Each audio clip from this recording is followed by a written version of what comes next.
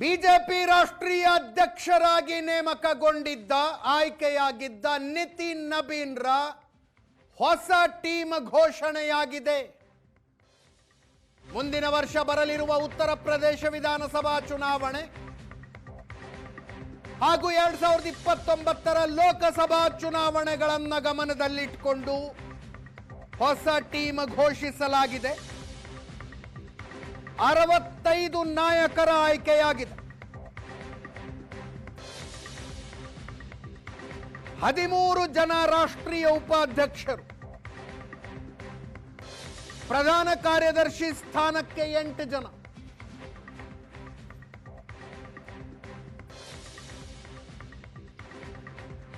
ರಾಷ್ಟ್ರೀಯ ಕಾರ್ಯದರ್ಶಿಗಳಾಗಿ 16 ನಾಯಕರು,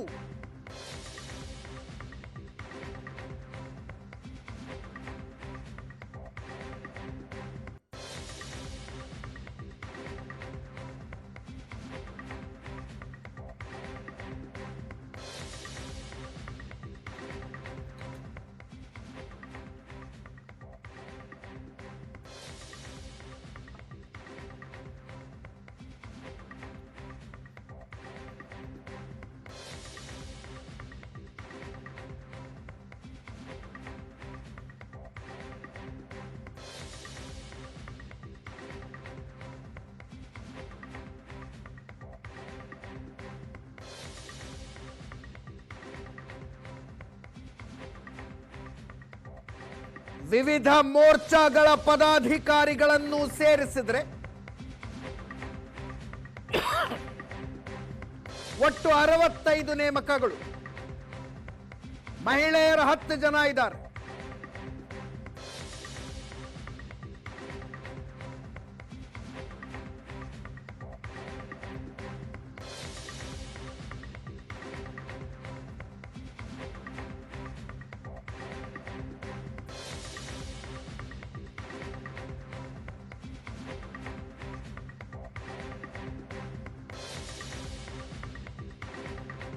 ತೆರೆಮರೆಗೆ ಸರದಂತಾಗಿದ್ದ ವಸುಂಧರಾ ರಾಜೆ, ಸ್ಮೃತಿ ಇರಾನಿ, ರಾಮ್ ಮಾಧವ್ ದೊಡ್ಡ ಕಂಬ್ಯಾಕ್ ಪಡೆದಿದ್ದಾರೆ. ವಸುಂಧರಾ ರಾಜೆ ರಾಷ್ಟ್ರೀಯ ಉಪಾಧ್ಯಕ್ಷೆ, ಸ್ಮೃತಿ ಇರಾನಿ, ರಾಮ್ ಮಾಧವ್ ರಾಷ್ಟ್ರೀಯ ಪ್ರಧಾನ ಕಾರ್ಯದರ್ಶಿಗಳು.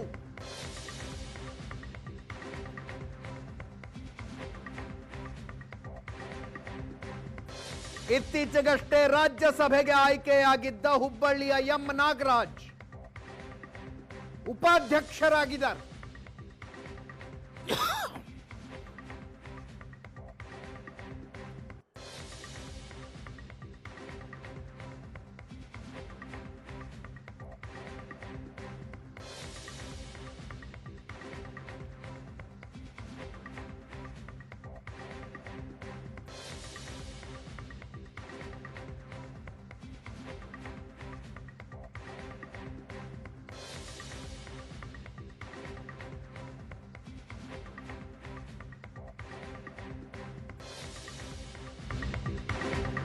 ರಾಷ್ಟ್ರೀಯ ಸಂಘಟನಾ ಕಾರ್ಯದರ್ಶಿಯಾಗಿ ಬಿಎಲ್ ಸಂತೋಷ್ ಅವರನ್ನ ಮುಂದುವರಿಸಲಾಗಿದೆ.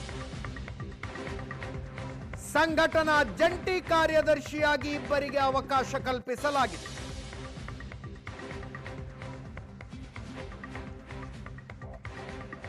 ಹೊಸ ಟೀಮ್ನಲ್ಲಿ ಏಕೈಕ ಕೇಂದ್ರ ಸಚಿವರಾಗಿ ಸ್ಥಾನ ಪಡೆದಿರುವವರು ಪಿಯೂಷ್ ಗೋಯಲ್. ಅವರು ರಾಷ್ಟ್ರೀಯ ಖಜಾಂಚಿ.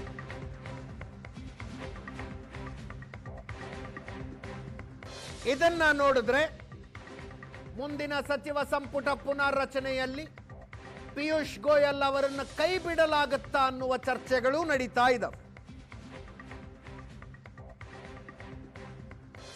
ಸಚಿವ ಸಂಪುಟದಿಂದ ಕೈ ಬಿಡುವ ಕಾರಣದಿಂದ ಅವರಿಗೆ ಸಂಘಟನೆಯಲ್ಲಿ ಜವಾಬ್ದಾರಿ ಕೊಡಲಾಗಿದೆ ಅನ್ನುವ ಚರ್ಚೆಗಳು ನಡೀತಾ ಇದ್ದಾವೆ.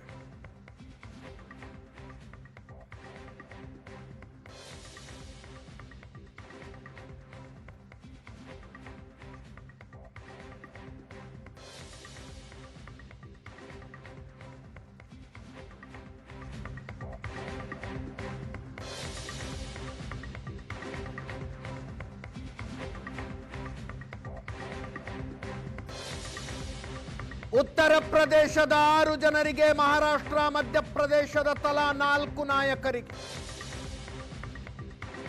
ರಾಜಸ್ಥಾನ ಗುಜರಾತ್ ಪಶ್ಚಿಮ ಬಂಗಾಳದ ತಲಾ 3 ಕರ್ನಾಟಕದಲ್ಲಿ ಎಂ ನಾಗರಾಜ್ ಒಬ್ಬರು ಹೊಸಬರಿಗೆ, ಜೊತೆಗೆ ಬಿಎಲ್ ಸಂತೋಷ್ ಅವರ ಮುಂದುವರಿಕೆ 2 ಸ್ಥಾನ ಕಲ್ಪಿಸಲಾಗಿದೆ. ತಮಿಳುನಾಡಿನಿಂದ 1.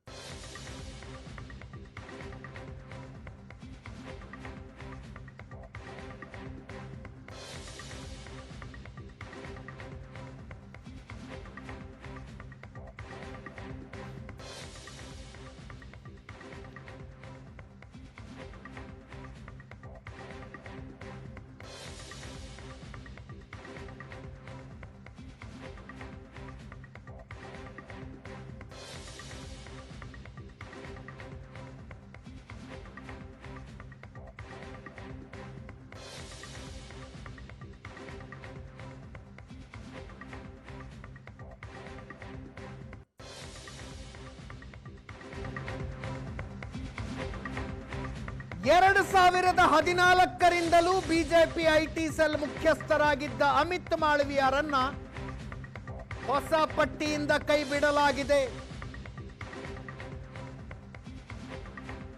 ಛತ್ತೀಸ್ಗಢದ ದೀಪಕ್ ಮಾಸ್ಕಿ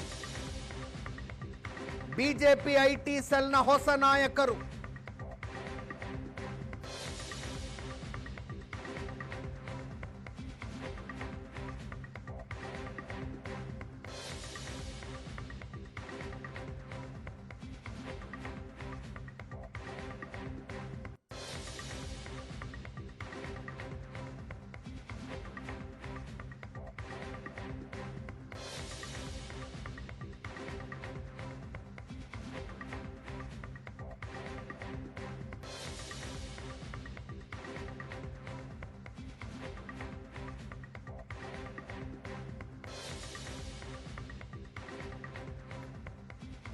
ನಿತಿನ್ ನಬೀನ್ರ ಹೊಸ ತಂಡವನ್ನ ಪ್ರಧಾನಿ ನರೇಂದ್ರ ಮೋದಿ ಅಭಿನಂದಿಸಿದ್ದಾರೆ.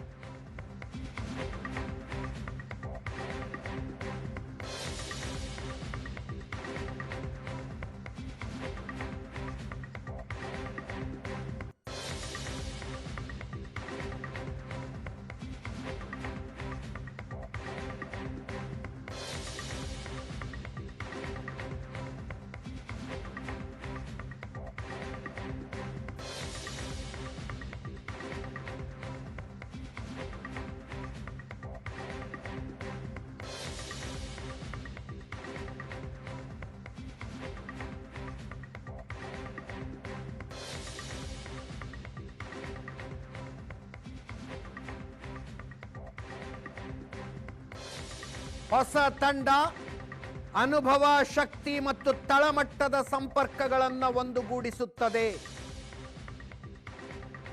ಪಕ್ಷ ಬಲಪಡಿಸುವಲ್ಲಿ ಹೊಸ ತಂಡ ಉತ್ತಮ ಪ್ರಯತ್ನ ಮಾಡಲಿದೆ ಅಂತ ಪ್ರಧಾನಿ ನರೇಂದ್ರ ಮೋದಿ ಟ್ವೀಟ್ ಮಾಡಿದ್ದಾರೆ.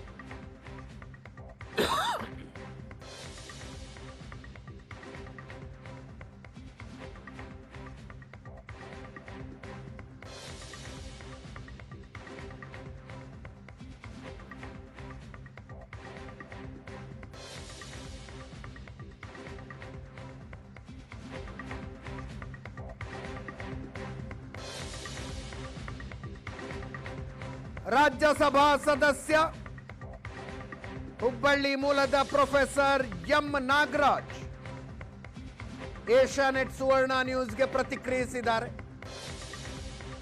ನನ್ನ ಮೇಲೆ ವಿಶ್ವಾಸ ಇಟ್ಟು ಅತ್ಯಂತ ಗುರುತರವಾದ ಜವಾಬ್ದಾರಿ ಕೊಟ್ಟಿದ್ದಾರೆ. ಪ್ರಧಾನಿ ನರೇಂದ್ರ ಮೋದಿ ಮತ್ತು ರಾಷ್ಟ್ರೀಯ ಅಧ್ಯಕ್ಷರಿಗೆ ಧನ್ಯವಾದಗಳು. ಒಬ್ಬ ಹಿಂದುಳಿದ ವರ್ಗದ ವ್ಯಕ್ತಿಯನ್ನ ಗುರುತಿಸಿ ಜವಾಬ್ದಾರಿ ಕೊಟ್ಟಿದ್ದಾರೆ ಎಂದರು.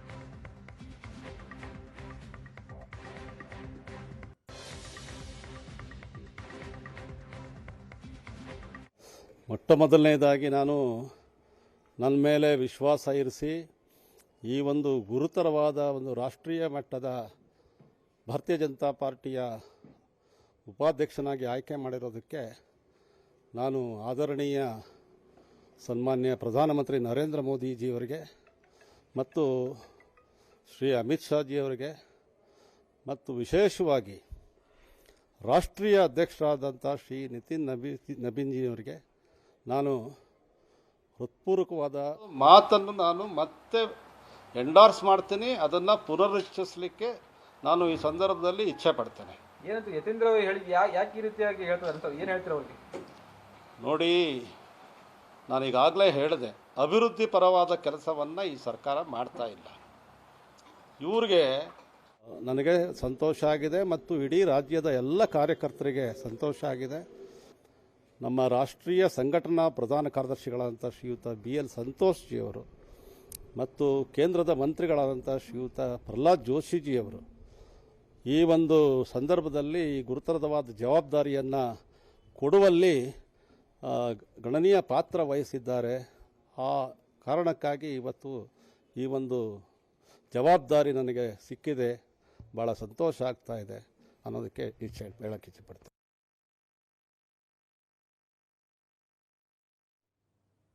ನಮ್ಮ ಕೊಲೀಗ್ ಪ್ರಶಾಂತ್ ನಾತು ನೇರ ಸಂಪರ್ಕದಲ್ಲಿದ್ದಾರೆ. ಪ್ರಶಾಂತ, ಹೆಂಗನಿಸ್ತು ಟೀಮ್ ಲಿಸ್ಟ್ ನೋಡಿದಾಗ? 65 ಜನರ ತಂಡ, ಉತ್ತರ ಪ್ರದೇಶದಿಂದ ಅತಿ ಹೆಚ್ಚು ಜನರಿಗೆ ಅವಕಾಶ ಕೊಡಲಾಗಿದೆ, ಕರ್ನಾಟಕದಿಂದ 2, ಒಂದು ಮುಂದುವರಿಕೆ, ಒಂದು ಹೊಸ ನೇಮಕ. ಅಜಿತ್, ಮೊದಲು BJPಯ ರಾಷ್ಟ್ರೀಯ ಪಟ್ಟಿಯಲ್ಲಿ ಅನೇಕ ಗೊತ್ತಿರುವ ಹೆಸರುಗಳಿರ್ತಾ ಇದ್ವು. BJP ಬದಲಾಗ್ತಾ ಇದೆ, ಜನ್ರೇಷನ್ ಚೇಂಜ್ ಆಗ್ತಾ ಇದೆ, ಹೀಗಾಗಿ ಗೊತ್ತಿರದ ಕೆಲವು ಹೆಸರುಗಳು ಕೂಡ ಪಟ್ಟಿಯಲ್ಲಿ ಕಾಣಿಸ್ತಾ ಇವೆ. ಫಾರ್ ಎಕ್ಸಾಂಪಲ್, ಈಗ BJPಯ ರಾಷ್ಟ್ರೀಯ ಉಪಾಧ್ಯಕ್ಷರ ಪಟ್ಟಿ, ಯಡಿಯೂರಪ್ಪನವರು ಮೊದಲು ಅದರಲ್ಲಿ ರಾಷ್ಟ್ರೀಯ ಉಪಾಧ್ಯಕ್ಷರಾಗಿದ್ದರು. ಹೊಸ ಪಟ್ಟಿಯಲ್ಲಿ ಯಡಿಯೂರಪ್ಪನವ್ರನ್ನ ಕಂಟಿನ್ಯೂ ಮಾಡಿಲ್ಲ. ವಸುಂಧರಾ ರಾಜೇ ಸಿಂಧಿಯಾ, ತೀರತ್ ಸಿಂಗ್ ರಾವತ್, ರಾಮ್ ಮಾಧವ್ ಇವರನ್ನೆಲ್ಲ ರಾಷ್ಟ್ರೀಯ ಉಪಾಧ್ಯಕ್ಷರನ್ನಾಗಿ ಮಾಡ್ತಾ 13 ರಾಷ್ಟ್ರೀಯ ಉಪಾಧ್ಯಕ್ಷರನ್ನು ಮಾಡಲಾಗಿದೆ.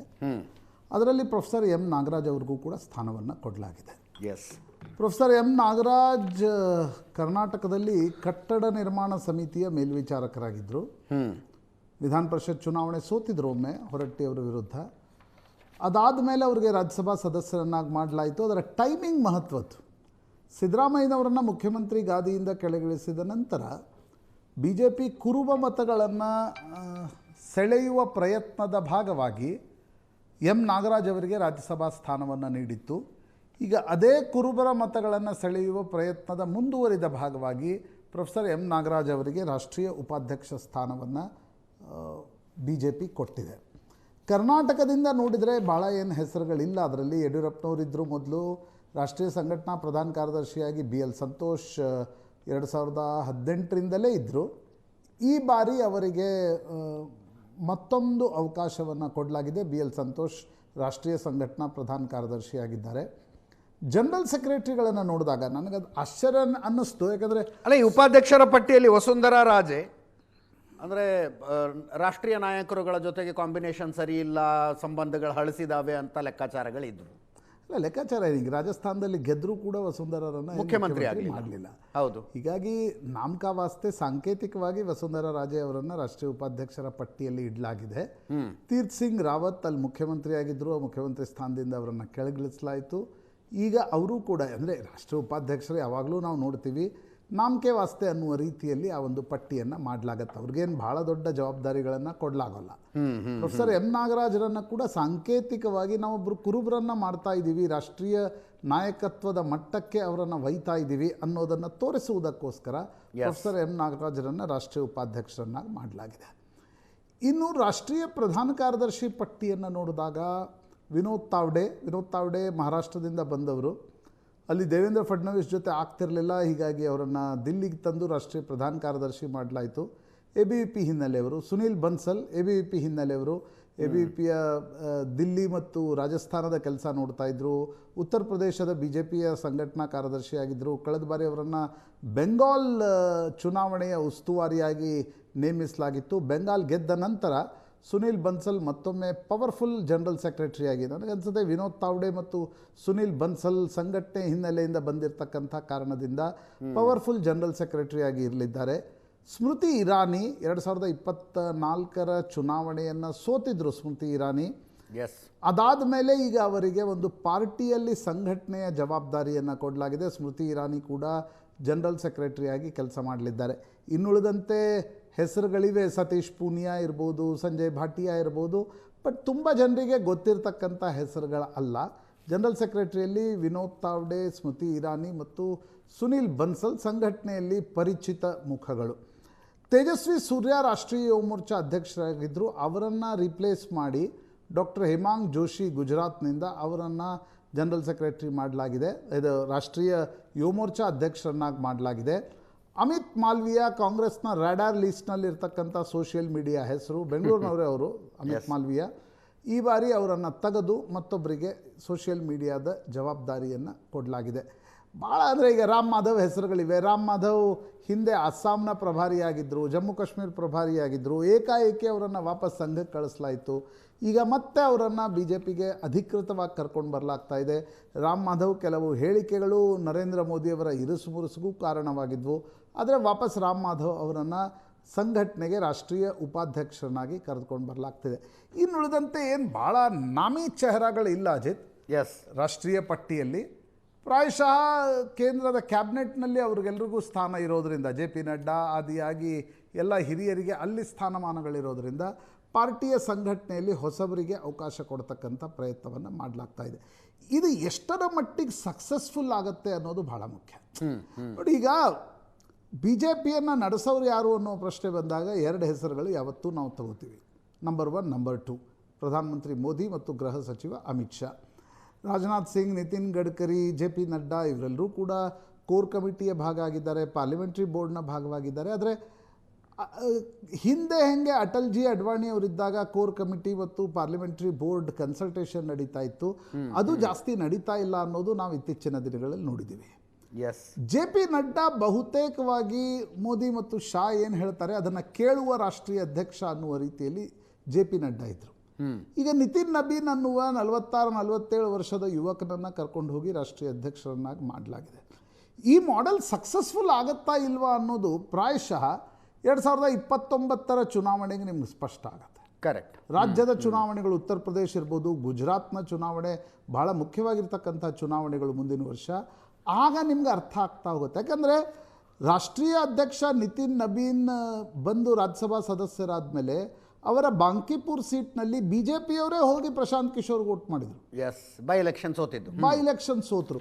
ಹೀಗಾಗಿ ಮೋದಿ ಮತ್ತು ಶಾ ಇಲ್ಲದೆ ಇಂಡಿಪೆಂಡೆಂಟ್ ಆಗಿ ನಿರ್ಣಯ ತೆಗೆದುಕೊಳ್ಳುವ ಸಾಮರ್ಥ್ಯ ಅಥವಾ ಅವ್ರಿಗೊಂದು ಪೊಲಿಟಿಕಲ್ ಅಥಾರಿಟಿ ಬೇಕಾಗತ್ತೆ. ಅದು ನಿತಿನ್ ನಬೀನ್ ಬಳಿ ಇಲ್ಲ. ನಾನು ಅಂದರೆ ಪಾಲಿಟಿಕ್ಸ್ನಲ್ಲಿ ಈ ಮಾಡೆಲ್ ಹೆಂಗೆ ವರ್ಕ್ ಆಗುತ್ತೆ ಅಂತಕ್ಕಂಥದ್ದು ನಿಮಗೆ ಮುಂದಿನ ದಿನಗಳಲ್ಲಿ ಸ್ಪಷ್ಟವಾಗ್ತಾ ಹೋಗಬೇಕೇ ಹೊರತು ಈಗಲೇ ಕೂತ್ಕೊಂಡು ನಾವಿಲ್ಲ ನಿತಿನ್ ನಬೀನ್ ಅಧ್ಯಕ್ಷ ಆಗಿಬಿಟ್ರು ಅಚ್ಚರಿ ಅನ್ನುವ ರೀತಿಯಲ್ಲಿ ಪಾಲಿಟಿಕ್ಸ್ನಲ್ಲಿ ಹೇಳಲಿಕ್ಕೆ ಸಾಧ್ಯ ಆಗಲ್ಲ. ಬಿಕಾಸ್ ಅಜಿತ್, ಅನುಭವ ಒಂದಿದೆ ಅಲ್ವಾ, ಅನುಭವದ ಮುಂದೆ ಅಚ್ಚರಿ ಫೀಕಾ ಆಗತ್ತೆ, ಚಾ ಇಲ್ಲದ ಸಕ್ಕರೆ ರೀತಿ ಆಗತ್ತೆ. ಅನುಭವ ರಾಜಕಾರಣದಲ್ಲಿರಲಿ, ಸಮಾಜ ಜೀವನದಲ್ಲಿರಲಿ, ವೈಯಕ್ತಿಕ ಬದುಕಿನಲ್ಲಿರಲಿ ಅನುಭವಕ್ಕೊಂದು ಆದ್ಯತೆ ಇದ್ದೇ ಇರುತ್ತೆ. ಹಾಗಂತ ಎಲ್ಲ ಅನುಭವ ನೋಡಿಕೊಂಡು ಬರೀ ಯುವಕರಿಗೆ ಏನು ಕೊಡಬಾರ್ದು ಅಂತಕ್ಕಂಥದ್ದು ಕೂಡ ಇರಲ್ಲ. ಆದರೆ ಏಕಾಏಕಿ ಯಾವುದೇ ರಾಷ್ಟ್ರೀಯ ಪ್ರಧಾನ ಕಾರ್ಯದರ್ಶಿ, ರಾಷ್ಟ್ರೀಯ ಕಾರ್ಯದರ್ಶಿ ಯಾವುದೇ ರೀತಿಯ ಜವಾಬ್ದಾರಿಯ ಅನುಭವ ಇಲ್ಲದೆ ಅವರನ್ನೇ ನೇರವಾಗಿ ರಾಷ್ಟ್ರೀಯ ಅಧ್ಯಕ್ಷರನ್ನಾಗಿ ತಂದು ಕೂರಿಸಲಾಗಿದೆ. Will he command that respect? Yes, ಅದು ನೋಡ್ಲಿಕ್ಕೆ ಸಿಗಬೇಕು. Will he take decisions independently? ನಾನು ಇಂಡಿಪೆಂಡೆಂಟ್ ಅಂದ ತಕ್ಷಣ ಲಾಗರ್ ಹೆಡ್ಸ್ನಲ್ಲಿ ಇರಬೇಕು ಅಂತಕ್ಕಂಥದ್ದನ್ನು ಹೇಳ್ತಾ ಇಲ್ಲ. ಆ ಪೊಲಿಟಿಕಲ್ ಅಕ್ಯುಮನ್ ಉಂಟಾ ನಿತಿನ್ ನಬೀನ್ಗೆ? ಅದು still has to be tested. ಹೀಗಾಗಿ ಬಿ ಜೆ ಪಿ ಕೂಡ ಒಂದು ಸಂಕ್ರಮಣದ ಕಾಲದಲ್ಲಿದೆ. ಅಧಿಕಾರದಲ್ಲಿ 12 ವರ್ಷ ಇರೋದರಿಂದ ಒಂದು ರೀತಿಯ ಫೆಟಿಗ್ ಫ್ಯಾಕ್ಟರು ಪಾರ್ಟಿಯಲ್ಲಿದೆ. ಯಾರ್ಯಾರನ್ನೋ ತಂದು ಪ್ರಯೋಗಗಳು ಕೂಡ ನಿಶ್ಚಿತವಾಗಿ ನಡೀತಾ ಇವೆ. ಹೀಗಾಗಿ ಆ ನಿತಿನ್ ನಬೀನ್ ಅನ್ನುವ ಪ್ರಯೋಗ ರಾಷ್ಟ್ರೀಯ ಬಿ ಜೆ ಪಿಯ ಸಂಘಟನೆಗೆ ಪೂರಕವಾಗಿರುತ್ತಾ ಅಥವಾ ಮುಂದಿನ ದಿನಗಳಲ್ಲಿ ಅದೊಂದು ಡಿಸಾಸ್ಟರ್ ಆಗುತ್ತಾ? You don't know. Correct. Modi ಆಗ್ಬೋದು, ಹಿಂಗೂ ಆಗ್ಬೋದು. ಅಲ್ಲ, ಮೋದಿ ಮತ್ತು ಅಮಿತ್ ಶಾ ಇರೋದ್ರಿಂದ ಕುಷನಿಂಗ್ ಫ್ಯಾಕ್ಟರ್ ನಿಶ್ಚಿತವಾಗಿದೆ. ಬಟ್ 29ರ ಚುನಾವಣೆ ಮಾನದಂಡಗಳು, ವಿಷಯಗಳು, ಅಜೆಂಡಾಗಳು ಆಲ್ ವಿಲ್ ಬಿ ಡಿಫ್ರೆಂಟ್. ಆ ಪರಿಸ್ಥಿತಿಯಲ್ಲಿ ನಿತಿನ್ ನಬೀನ್ ಯಶಸ್ವಿ ಆಗ್ತಾರಾ? ಈಗ ಜನ್ಜಿ ಪ್ರೊಟೆಸ್ಟ್ ಅನ್ನೇ ನೀವು ತೆಗೆದುಕೊಳ್ಳಿ.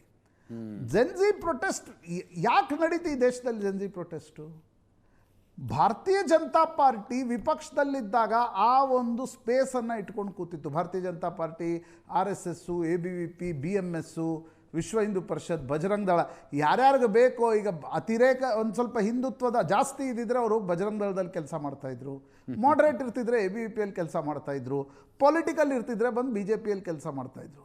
ಬಟ್ 12 ವರ್ಷದ ಅಧಿಕಾರದ ನಂತರ ಆ ಸ್ಪೇಸ್ ಸಂಘ ಪರಿವಾರದಿಂದ ಬೇರೆ ಕಡೆ ಶಿಫ್ಟ್ ಆಗ್ತಾ ಇದೆ. ಅದರ ಮಧ್ಯೆ ನಿತಿನ್ ನಬೀನ್ ಒಬ್ಬ ರಾಷ್ಟ್ರೀಯ ಅಧ್ಯಕ್ಷರಾಗಿ ಏನನ್ನ ಮಾಡಬಲ್ಲರು? Right, that is very important. But ನೋಡಿ Ajit, fact of the matter ಏನು? Without Modi leadership and without Amit Shah's strategy ಇಡೀ ರಾಷ್ಟ್ರೀಯ BJP ಇರಲಿ, ಎಲ್ಲ BJPಯು ಈಗ ಒಂದು ರೀತಿಯ ವಿಚಿತ್ರ ಫೆಟಿಕ್ ಸ್ಥಿತಿಯನ್ನು ಎದುರಿಸ್ತಾ ಇದೆ. ಅದರಿಂದ ನಿತಿನ್ ನಬೀನ್ ಪಾರ್ಟಿಯನ್ನು ಹೊರಗಡೆ ಕರ್ಕೊಂಡು ಬಂದು ಹೊಸ ಸಂಘಟನೆಯನ್ನು, ಹೊಸ ನೀರನ್ನು, ಹೊಸ ಬ್ಲಡ್ಡನ್ನು ತರಲಿಕ್ಕೆ ಯಶಸ್ವಿ ಆಗ್ತಾರೆ. ಅದನ್ನು ನೋಡಬೇಕಾಗಿರ್ತಕ್ಕಂಥ ಸಂಗತಿ. ಒಂದೆರಡು ಹೆಸರು ಈ ಲಿಸ್ಟ್ ನೋಡ್ತಾ ಇದ್ರೆ ಇನ್ನೇನು ಕ್ಯಾಬಿನೆಟ್ ರೀಶಫಲ್ನ ಚರ್ಚೆ ತುಂಬ ದಿನಗಳಿಂದ ಮಾಡ್ತಾನೆ ಇದೀವಿ. ಕ್ಯಾಬಿನೆಟ್ ರೀಶಫಲ್ ಆಗುತ್ತೆ ಅಂತ. ಪಿಯೂಷ್ ಗೋಯಲ್ರನ್ನ ಸಂಘಟನೆಗೆ ತಗೊಂಡಿದ್ದಾರೆ.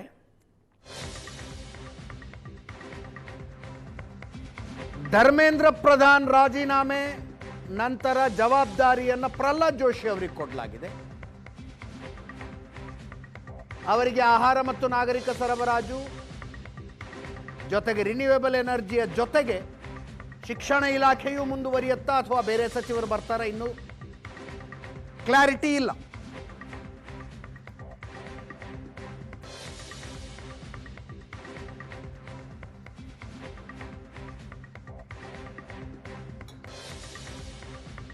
ಆಮ್ ಆದ್ಮಿ ಬಿಟ್ಟು ಬಿಜೆಪಿಗೆ ಬಂದಿರುವ ರಾಘವ್ ಛಡ್ಡಾ ಮತ್ತು ಇತರರು, ಅವರ ಪೈಕಿ ಒಬ್ಬರಿಗೆ ಹೊಸ ಕ್ಯಾಬಿನೆಟ್ನಲ್ಲಿ ಜಾಗ ಸಿಗುತ್ತೆ ಅಂತ ಚರ್ಚೆಗಳಿದ್ದಾವೆ. ಮಹಾರಾಷ್ಟ್ರದಲ್ಲಿ 6 ಜನ ಸಂಸದರು ಉದ್ಧವ್ ಠಾಕ್ರೆಯಿಂದ ಏಕನಾಥ್ ಶಿಂದೆ ಕಡೆಗೆ ನಿಷ್ಠೆ ಬದಲಿಸಿದ್ರು. ಅವರ ಪೈಕಿ ಒಬ್ಬರಿಗೆ ಕೇಂದ್ರದಲ್ಲಿ ಸ್ಥಾನ ಸಿಗುತ್ತೆ ಅನ್ನುವ ಚರ್ಚೆಗಳಿದ್ದಾವೆ.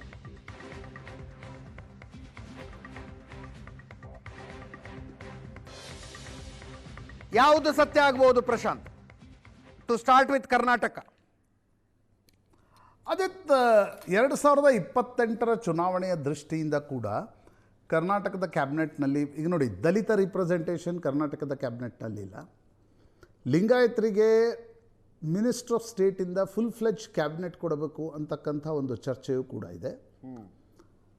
ಈಗ ತೇಜಸ್ವಿ ಸೂರ್ಯ ರಾಷ್ಟ್ರೀಯ ಯುವ ಮೋರ್ಚಾ ಅಧ್ಯಕ್ಷರಾಗಿದ್ದರು. ಪಾರ್ಟಿಯ ಸಂಘಟನೆಯಲ್ಲಿ ಅವ್ರಿಗೆ ಯಾವುದೇ ಸ್ಥಾನಮಾನ ಕೊಡಲಾಗಿಲ್ಲ.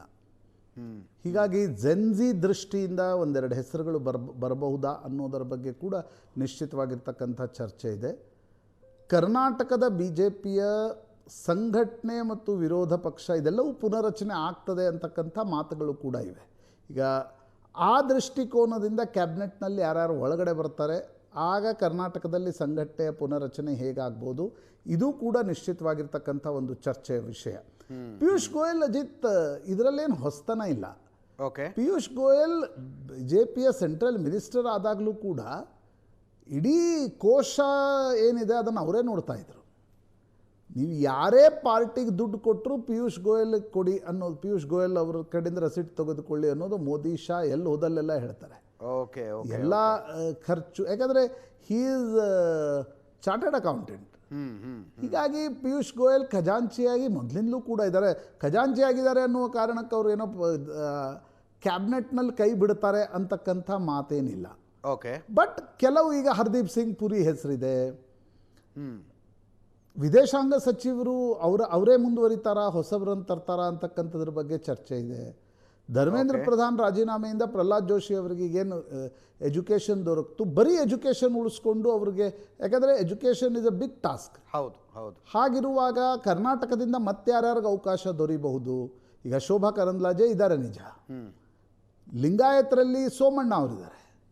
ಸೊ ಕ್ಯಾಬಿನೆಟ್ ಸ್ಥಾನಮಾನವನ್ನು ಕೊಡಬೇಕಾದ್ರೆ ಬಸವರಾಜ ಬೊಮ್ಮಾಯಿ, ಜಗದೀಶ್ ಶೆಟ್ಟರ್ ಹೆಸರುಗಳು ಕೂಡ ಅವರು ಕೂಡ ಪದೇ ಪದೇ ಹೋಗಿ ದಿಲ್ಲಿಯಲ್ಲಿ ನಾಯಕರನ್ನು ಭೇಟಿಯಾಗ್ತಿದ್ದಾರೆ. ಬೊಮ್ಮಾಯಿ ಮತ್ತು ಜಗದೀಶ್ ಶೆಟ್ಟರ್ ಇಬ್ಬರೂ ಕೂಡ ಅಮಿತ್ ಶಾ ಅವರನ್ನು ಭೇಟಿಯಾಗಿ ಬಂದರು. ಮೊನ್ನೆ ವಿಶ್ವೇಶ್ವರ ಹೆಗಡೆ ಕಾಗೇರಿ 1-to-1 ಅಪಾಯಿಂಟ್ಮೆಂಟನ್ನು ಪ್ರಧಾನಮಂತ್ರಿ ಮೋದಿ ಅವರು ತೆಗೆದುಕೊಂಡು ಭೇಟಿಯಾಗಿ ಬಂದರು. OBC ರಿಪ್ರೆಸೆಂಟೇಷನ್ ಕರ್ನಾಟಕದಲ್ಲಿಲ್ಲ. ಈಗ ಪ್ರೊಫೆಸರ್ ಎಂ ನಾಗರಾಜ್ ರಾಷ್ಟ್ರೀಯ ಉಪಾಧ್ಯಕ್ಷರಾಗಿದ್ದಾರೆ. ಸೊ OBCಗೊಂದು ರಿಪ್ರೆಸೆಂಟೇಷನ್ ಕ್ಯಾಬಿನೆಟ್ನಲ್ಲಿ ದೊರಕತ್ತಾ? Karnataka will be focus area definitely. ಯಾಕಂದರೆ 2028 ಚುನಾವಣೆಗಳಿವೆ. ಕರ್ನಾಟಕ, ಗುಜರಾತ್, ಉತ್ತರ ಪ್ರದೇಶ್ ಈ ರಾಜ್ಯಗಳಿಗೆ ಹೆಚ್ಚಿನ ಒಂದು ಅವಕಾಶ ಕ್ಯಾಬಿನೆಟ್ ರೀಶಫಲ್ನಲ್ಲೂ ದೊರಕತ್ತೆ ಅನ್ನೋದು ಸ್ಪಷ್ಟ. ಕಳೆದ ತಿಂಗಳೇ ಕ್ಯಾಬಿನೆಟ್ ರೀಶಫಲ್ ಆಗಬೇಕಿತ್ತು, ಬಟ್ ಜನ್ಜಿ ಪ್ರೊಟೆಸ್ಟ್ನ ಕಾರಣದಿಂದ ಅದನ್ನು ಮುಂದಕ್ಕೆ ಹಾಕಲಾಯಿತು. ಈಗ BJPಯ ರಾಷ್ಟ್ರೀಯ ಸಂಘಟನೆಯ ಪುನರಚನೆ ಆಗಿರೋದ್ರಿಂದ ಕ್ಯಾಬಿನೆಟ್ ಕೂಡ ಫಾಲೋ ಅಪ್ ಆಗತ್ತೆ. ಮೊನ್ನೆ ಅಷ್ಟೇ ಸೆಷನ್ ಮುಗಿದಿರೋದ್ರಿಂದ ಈ ತಿಂಗಳ ಅಂತ್ಯದ ಒಳಗಡೆ ಕ್ಯಾಬಿನೆಟ್ ಕೂಡ ಪುನಾರಚನೆ ಆಗತ್ತೆ ಅಂತಕ್ಕಂಥದ್ದನ್ನು ಮೂಲಗಳು ಹೇಳ್ತವೆ. ಯಾರ್ಯಾರಿಗೆ ದೊರಕತ್ತೆ? ಆಮೇಲೆ ಅಜಿತ್ ಇನ್ನೊಂದಾಗಿದೆ, 12 ವರ್ಷದ ಸುದೀರ್ಘ ಅವಧಿಯ ಕಾರಣದಿಂದ ಒಂದು ಫೆಟಿಕ್ ಫ್ಯಾಕ್ಟರ್ ಕ್ಯಾಬಿನೆಟ್ನಲ್ಲೂ ಕೂಡ ಇದೆ. ಹೌದು ಹೌದು, ಜನರು ನೋಡುವ ದೃಷ್ಟಿಕೋನದಲ್ಲೂ ಆ ಫೆಟಿಕ್ ಫ್ಯಾಕ್ಟರ್ ನಿಶ್ಚಿತವಾಗಿ ಬರ್ತಿದೆ. ರೈಟ್. ಆ ಕಾರಣದಿಂದ ಆ ಇಲಾಖೆಯ ಪುನಾರಚನೆ ಮಾಡಬೇಕು ಅಂತಕ್ಕಂಥದ್ದು ಕೂಡ BJP ಟಾಪ್ ಬ್ರಾಸಲ್ಲಿದೆ ಅನ್ನೋದನ್ನು ಹೇಳಲಾಗ್ತಾ ಇದೆ.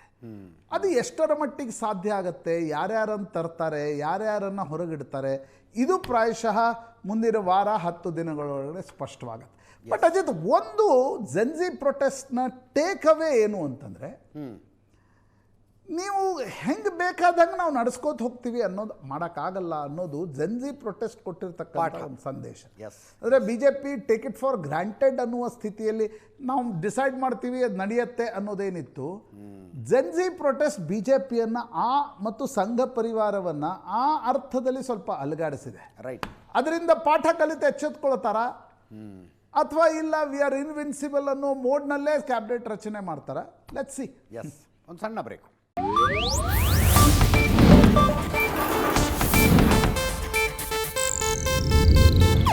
ಇದು ಏಷ್ಯಾನೆಟ್ ನ್ಯೂಸ್ ನೆಟ್ವರ್ಕ್ ಪ್ರಸ್ತುತಿ.